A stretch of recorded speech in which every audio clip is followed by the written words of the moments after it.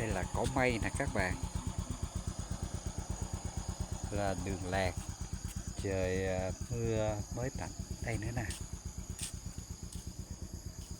Minh Hoàng có dịp qua đây Minh Hoàng quay video chuối.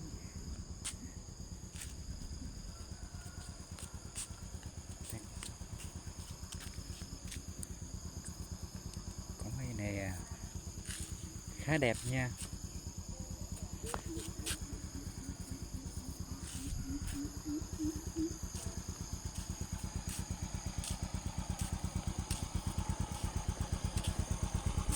Cây này hình như là người nói ăn được. Cái này hình như là